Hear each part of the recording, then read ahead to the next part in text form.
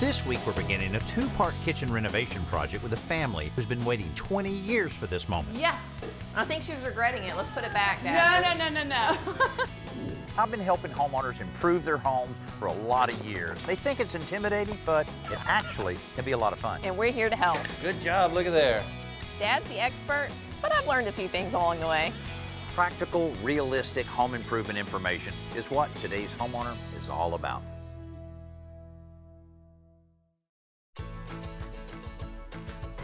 Brian and Catherine Vales love the home they share with their kids, Jackson, Luke, and Maggie. Oh! But their kitchen is past due for an update. We've lived here almost 20 years. We're very happy with the house. We love it. Our family has grown up here. Overall, it's a great house. It just needs a little bit of work.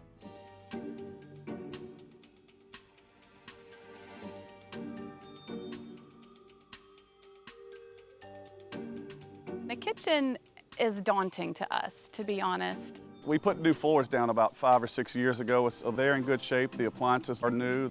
It just needs to be upgraded. We need new countertops, we need new lighting, we need updated painting. Once you do one of those things, it just snowballs into doing them all, and that's where we got a little bit daunted. So we've been helping them plan a way to pull off a massive project in just 2 weeks, which we'll cover in 2 episodes. Here we are again. All right, well, you had a wish list, a lot of different things. Can't do everything. Okay. But what we can do, one of the first things we'll do is get rid of that thing. Great. Looks like they'll miss it. It's kind of an interesting feature. I don't think I've ever seen one in the kitchen before. I guess you call it a fur down. There's no sheetrock, so it's like a shelf up there. It just gathers dust is all it really does, so. I don't really mind it, but everybody else seems to hate it. So it's time for it to go. And we're not going to charge for this. We're going to get rid of this for free. Yes. We take balances down for free. I don't know why they ever did that. I'm ready for that to go. Okay, the countertops. You have no idea how much I want new countertops. I know you had your heart set on granite. We have granite, so we're getting granite. Yes. So. We just put it off for 20 years. Better late than never. That's great news. It's awesome. And I heard he's a pretty good painter. Oh, perfect. We have some cabinets for you to paint. See what we can do.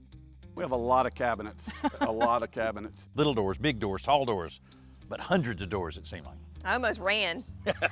But the hardest thing is on you guys trying to make the decisions on all of this because everything needs to fit together. Yeah, I put together, based on what you and I talked about, this little mood board to give you an idea of what your future kitchen might look like. That is so beautiful. A mood board is a really easy way to bring in all of the components for a room renovation. Just make sure that everything jives together. So I love it. Change out the fluorescents with some pendant chandeliers and paint the walls, paint the cabinets, and then maybe paint the island a different color. Oh, A yes. little darker? That's awesome. Oh, huh. Now, if I created a mood board, it would be brown and tan every single time. So to see different colors and how all of them goes together, I love that. On top of all of that, Brian is planning a custom digital backsplash for the kitchen. So I'm in the large format digital imaging business. I own a sign company. We can basically print on anything now. So we found a couple of patterns that we liked. Then I'm gonna print it, I'm gonna laminate it, and I'm gonna install it. We really can get started on this in just a couple days. We're and, ready. Then you're going to be the midnight painter. That's right. We're ready. When we return to start work, Brian and Catherine are already busy clearing out the kitchen. Okay, look, what's in here? First business cards from my first job out of college where we met. That was kind of crazy, huh? Yeah. It kind of took us back to many years ago when we first met. Had no idea they were in there. That's funny. Yeah, I mean, that was my first job out of college. I just graduated from school and moved to my new job, and I met her that day. Got engaged 3 months later, and here we are, 22 years later.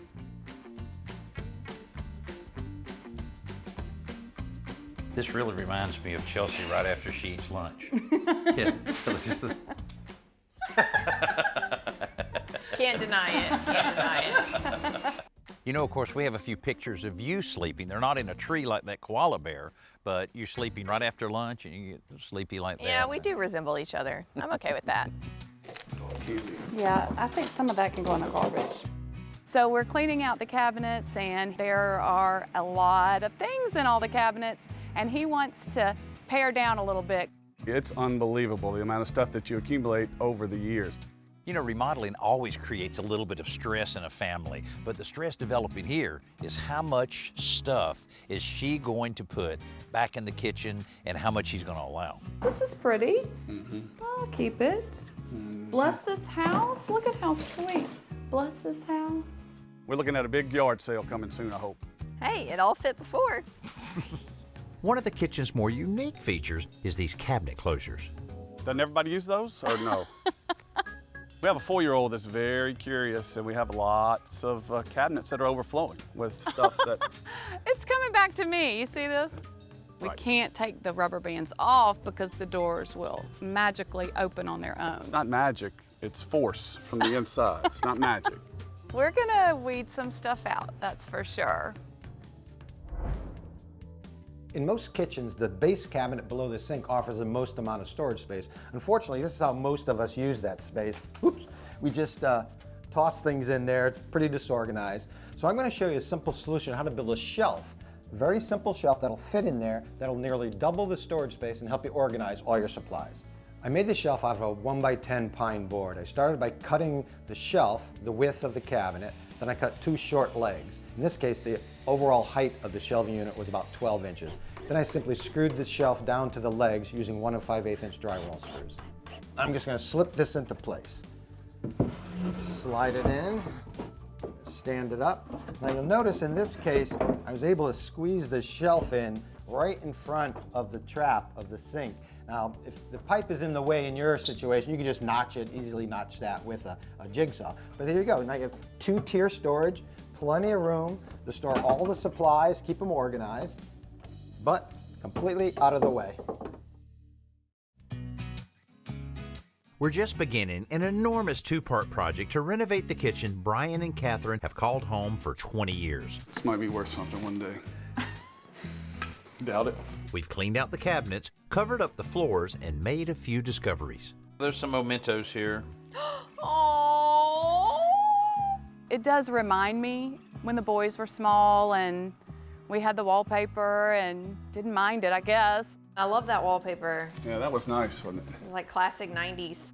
But now we're ready for a change. I know this has been part of your family for quite a while. Oh boy. You sure you're gonna be all right with Time it? for it to go. I don't mind the fur down. Brian hates it. I cannot wait to see that going. That's awesome. I think if all we did was remove that fur down shelf, the kitchen would have been totally different. I was wrong, I admit it. She should listen to me more often, and we would have got rid of this thing a long time ago. Now that the fur down is gone, we have to scrape the popcorn texture off of the ceiling to make it all match. So I understand that you have scraped a few ceilings in the house. How did that go? Tedious. Yes. The secret is to keep it wet, wet, wet. This is hot, hot water. I've got a little fabric softener in it so that it allows it to hold to the vermiculite is basically what the popcorn is. There's no way to do it without being messy, but did you have one of these? I did not. Okay, so give it a try. Okay. Wow. That is cool. She did a lot of research before we started scraping ceilings, and somehow we didn't come across this tool. I have to say that's a lot faster than we've done it before. I know. And the bag will get a little heavy after a while. It really cut down the time for scraping 60, 70%, I would say, easily. It also doesn't hurt when you get the kids to help out. In just a few hours the first night, they get the entire ceiling scraped. You know, it's always a lot of work scraping a popcorn ceiling nice and smooth, but they had it fairly easy because the solution we mixed up worked really well, and this ceiling had not been painted before. If it has been painted, it's almost impossible to get that texture off. And they cause very little damage, but that's the first step in moving forward today, is to get a little bit of joint compound on there to be drying. Before I repair any areas where the drywall paper is torn, I spray them with a little primer to seal them before applying the joint compound. While this dries, we move cabinet doors outside to prep them for paint. Have you used a sander before? No. All right, now's your time. So we're not trying to strip the finish off of it. All we're trying to do is just lightly sand them. While Brian and Catherine sand the doors outside, Chelsea is sanding the cabinet boxes inside. And I'm checking to see how easily this chair rail will come off. I know one of the big things on Catherine's wish list was to remove the chair rail, and I wasn't really sure we were going to be able to do that. There was a little bit of concern above the chair rail being one texture, below the chair rail being another texture. Okay, your chair rail is gone. Ah! Look at that! Who did you say put this texture on? Just can't remember right now. We feel like that was probably a pretty bad idea back in the day. I mean, the reason the texture's on there, though, is because the wallpaper is pretty awful, and it wasn't going to come down easily. Anyway, you have to help take it off. I think it's going to take us all to do it. Okay. And this is really unusual using a sander on a wall, but I think that's what we're going to end up doing. But before we start making dust, we seal off the kitchen with plastic zippered walls and hook up a dust control system to filter the air. Little by little, we knock down the texture, and once the dust clears, we're ready to remove the old countertops. Yes! I think she's regretting it. Let's put it back, Dad. No. Those counters, I did not realize they were in as bad a shape as they were. You see, you would have been replacing this counter before long anyway. Look at that. That is so gross. Completely gone. What caused this? That's just a little bit of leakage over all of these years, and then it just fell apart. The next project for Chelsea and Catherine is priming those cabinet doors. Basically, it's primer, so you're not looking for a lot of coverage. Okay. You're just looking for enough surface area that your paint can stick to it. Okay. So you usually want to start low and see how much is coming out, look at the coverage, and then up how much paint comes out if you need to. Yes, pink is my favorite color, but that's not why I bought this respirator. It just fits the criteria for what vapors I need to respirize. Is respirize a word? Well, truly the kitchen is the heart of the home, but when you're in the kitchen cooking, you're doing a lot of multitasking. But wouldn't it be nice to have a faucet that makes that multitasking easier? Look right here at the Delta faucet. Now this is their Allentown faucet, and it's got a pull down right here for a sprayer, which is pretty common for a kitchen faucet, but it has a really strong magnet so it locks back into place. But it also has temp sense technology built in. Now look at this little ring right here. When the water is cold, this lights up blue. When it starts to get warm, it turns to magenta, and when it turns hot, it turns red. So if you're across the room, you flip your faucet on and you need to make sure that it's hot. All you have to do is look for the red ring and you know it's hot. Now, this is not a battery operated technology. It's actually operated by the water that comes through the faucet. How ingenious is that? It also has the spot shield technology, so you're not gonna get all your fingerprints on it. So this is a good option for your kitchen, especially if you do a lot of cooking. For the last 2 days, we've been taking Brian and Catherine's kitchen apart. First the fur down, then the chair rail, and finally the valance that nobody loved. Oh, the valance. Glad to see it go. It's a little bit too grandma for me, I think. Wouldn't you say? You can't say that. Sorry, Grandma. Brian and Catherine did a great job last night putting the first coat on the ceiling, and it's not unusual after you've painted a ceiling with one coat, you see a few places that need a little joint compound. Taking a pencil, marking them makes it a lot easier to know exactly where you need to apply the mud.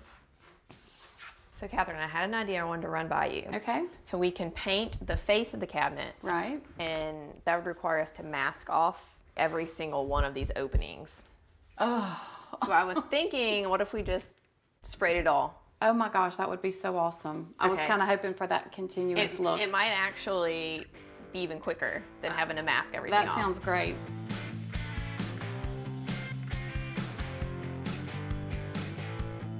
Once the ladies get the pantry primed, Brian and I start installing the crown molding. So you see we cut the first one square on both ends. Yeah, I was wondering about that because I've always cut it at a 45 whenever I've tried to do molding. Sometimes that works. How did it work for you? Well, not very well. Measurements come up short or they're a little bit long and they never meet up in the corner Right. like they're supposed to. It makes it a lot harder to do. This is a little bit easier, even though it takes a little while. I actually cut a 45, but then I came back with a coping saw and just cut out what we call the meat of the trim here so that it should fit exactly right on that profile. So if the cope joint works like it should, then we'll still have a little bit of caulk here to do. See there? How you like that? Worked perfect. Before we complete the crown molding, our granite contractor arrives to measure for the new countertops. The way that the laser works is it's basically like a small rangefinder. So it is calculating the distance between the laser and the point that it's actually shooting. When you're templating with the laser system, as you are shooting the kitchen with the laser, it is creating a drawing in tandem with it as well. Finally, the cabinet doors are ready for finish paint. And choosing the gloss level or sheen of that paint is an important consideration. The sheen on the cabinets, usually you want to tie that or match that with your trim in the kitchen. That way they look similar, make the walls a little flatter so they stand out. So Brian's gone to work for a little while. We're outside sweating, painting, hot, tired, and he's off in his air-conditioned office doing a little work. I think I hear Brian in there, Convenient. finally making a return. All the work is done. That's right. Just like a man. Yeah, I think that evens us out on the amount of stuff that's in the cabinets. Well, somebody has got to go get a paycheck. Very small amount, so. By the end of the day, the first coat on the doors is complete, and Catherine carries the work into the evening by spraying the cabinet boxes inside as well. I'm really impressed with how well and how fast Catherine has taken to the paint sprayer. It's almost like she's done it before. I don't think I'm needed here. I'm gonna go be a koala. Getting a first look at the wall color. I hope it's right. All right, so y'all painted a little bit of the wall color last night. What are we thinking? We're not loving it, actually. It looks very different on the wall than it did on the paint chip that was like this big. This is purple. It definitely looks It's purple. lavender. It's purple. Okay, it's purple. It's more purple than it is gray. Yeah, it does look a little purple. It's not really what we had in mind at all. And the texture is still showing through. It is a little bit too. So we might yeah. want to get some orange peel. Let me ask you about the texture though. Is that going to be in a pattern on the wall, or how does that work? No, this is like, you know, the skin of an orange. Yeah. Now it's just like a little bit bumpy. Yeah. That's what this is. This texture in a can is a great solution because it tricks the eye into breaking up those weird lines that were there before.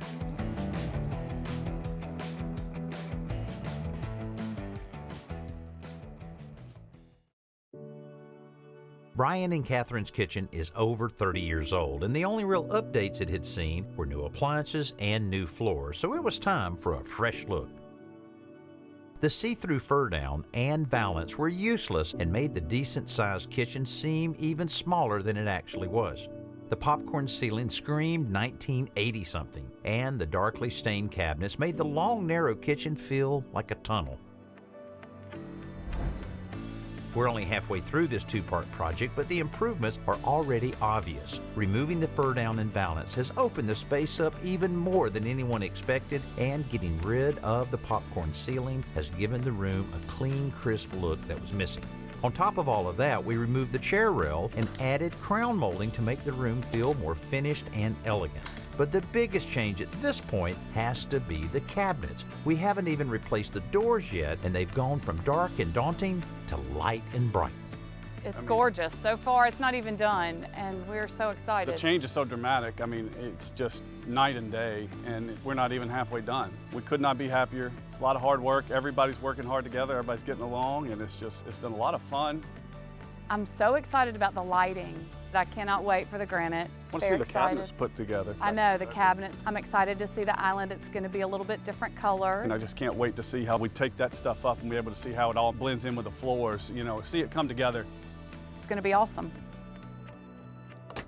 Well, we're halfway through with this kitchen renovation, and usually by now, in any renovation, you get a pretty good feel of whether or not the project's going to turn out as planned. Well, I think this one is going to exceed all of our expectations, and I can't wait to be able to share it with Brian, Catherine, and you on next week's show. I'm Danny Lipford. We'll see you next week right here on Today's Homeowner. Watch yourself. I think we need a hard hat. I don't need any of mine. We can give it all of it. I don't care. You got that on film? Okay. Be sure to join us next week as we finish putting the pieces together to wrap up this kitchen update for Brian and Catherine.